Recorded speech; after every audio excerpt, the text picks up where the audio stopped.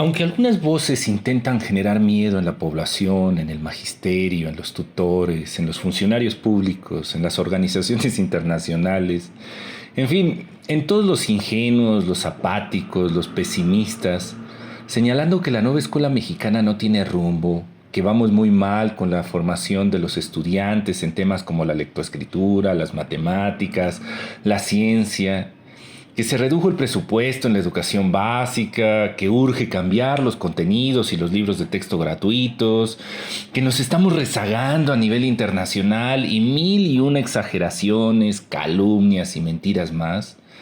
Campaña sin duda operada por empresarios de la educación que utilizan a organizaciones civiles supuestamente independientes, dedicadas a lo que ellos llaman calidad educativa. Me refiero a organizaciones como Mexicanos Primero, Suma por la Educación, México Evalúa, la Unión de Padres de Familia, entre otras, con sus medios de comunicación como Televisión Azteca, Milenio, El Reforma, Letras Libres, Nexos y muchos más. Todos unidos para desinformar y generar miedo. Sin embargo, están sucediendo cosas en la Secretaría de Educación Pública que pudieran entenderse como el paso de la retórica a la acción. Intentaré explicarme.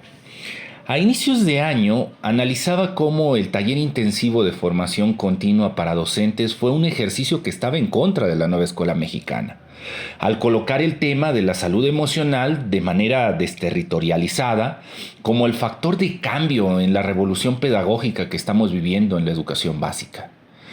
Insistía en aquellos videos que era un error pensar que solo con la salud emocional del gremio magisterial se podrían resolver los conflictos reales de los territorios, los cuales estaban vinculados a la precariedad laboral, las políticas neoliberales, la cultura de consumo, la manipulación de los medios de comunicación, etc.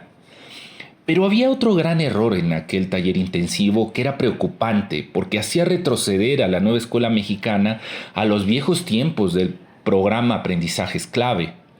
Me refiero a coartar una vez más la autonomía profesional al enviar unos lineamientos, unas orientaciones cerradas, autoritarias, déspotas, que algunos maestros se las habían tomado a chascarrillo cuando les solicitaban preguntarse, por ejemplo, ¿quién soy yo?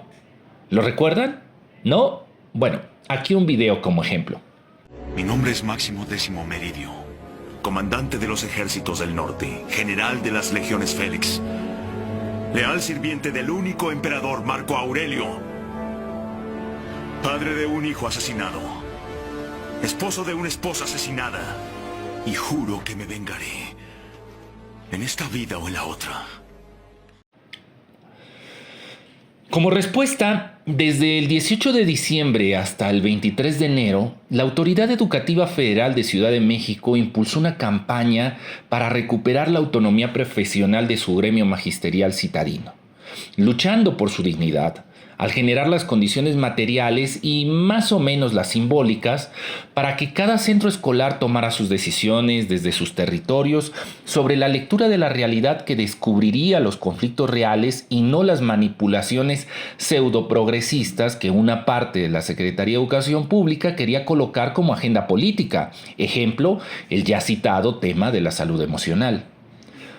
Aquella decisión de la Autoridad Educativa Federal de la Ciudad de México era histórica. Ni siquiera estados conservadores como Chihuahua, Nuevo León, Jalisco, Guanajuato, Querétaro se habían atrevido a rechazar las orientaciones para los consejos técnicos escolares, haciendo válida la autonomía profesional de su gremio. Al contrario, solicitaban más orientaciones para tratar a sus maestros como niños que necesitaran ser llevados de la mano y que no serían capaces de pensar de manera autónoma y tomar decisiones coherentes a sus principios. Sin embargo, hoy avanza un poco más la nueva escuela mexicana cuando nuestro secretario de Educación Pública, de manera valiente, encara los intereses de los empresarios de la educación que añoran regresar a las épocas cuando se estandarizaban los procesos de la vida escolar y ellos lucraban con ello vendiendo materiales educativos, evaluaciones, cursos y demás patrañas. Bueno, pues con valentía, el secretario anuncia que la autonomía profesional es real. No es solo un concepto retórico del programa de estudios vigente, pero no me crean a mí, escúchenlo ustedes. En este marco, se realiza la cuarta sesión ordinaria del Consejo Técnico Escolar, donde cada colectivo docente ha decidido libremente el tema que abordará. Esta forma de organización está sustentada en el reconocimiento de la nueva escuela mexicana, en la autonomía profesional de maestras, maestros y agentes educativos, confiando en su capacidad para tomar decisiones sobre su ejercicio pedagógico, pero sobre todo en el poder de aprender y transformar las cosas en grupo, entre pares. Los insumos y la literatura que se han puesto a su disposición no son el eje del centro de trabajo de la sesión, sino recursos que pretenden detonar la reflexión y el análisis sobre sus prácticas cotidianas. La experiencia de aprender en diálogo lo que nos interesa o se necesita, compartir los saberes acumulados y construidos en su trayectoria profesional es la clave para el desarrollo del Consejo Técnico. La fuerza del aprendizaje en colectivo está en el respeto, la verdad y el afecto con el que dialogan los participantes. Los consejos técnicos como comunidad de aprendizaje en la que todos dan y reciben, enseñan y aprenden con confianza, afecto, imaginación, respeto y la irrepetible creatividad del diálogo, los convierte en verdaderos gestores de la transformación educativa en cada escuela del país. Al personal con funciones de dirección y supervisión, les agradecemos el trabajo que realizan previamente a la sesión. Les pedimos que orienten, asesoren y acompañen para encontrar solución a los retos y temas que se discutirán. Recuerden que en cada comunidad educativa tenemos la corresponsabilidad de compartir logros, desafíos y propuestas. Termino el análisis. Podría decirles, compañeras, compañeros, es el momento de hacer válida la autonomía profesional. Pero eso sería lo mismo que hicieron en el taller intensivo al volcar la responsabilidad de la actual revolución educativa en la educación básica sobre los hombros del magisterio y hacerlo creer que es solo cuestión de salud emocional y de buenas vibras dicha revolución. La verdad es, el anuncio del secretario genera las condiciones materiales para transitar hacia una autonomía profesional, pero a ella se necesita sumar las condiciones simbólicas. Me explico.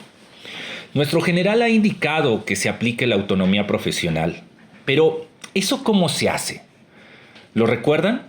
García Márquez lo plasmó de manera genial cuando en El general en su laberinto José Palacios le dice al general, cito, ya tenemos la independencia, general, ahora díganos, ¿qué hacemos con ella? Fin de cita. Bueno, pues en esa sencilla pregunta se encubre la solicitud sobre cuál es el marco ideológico, el andamiaje cultural, las condiciones simbólicas para ejercer la independencia, la autonomía profesional. Pero bueno, ¿qué se requiere?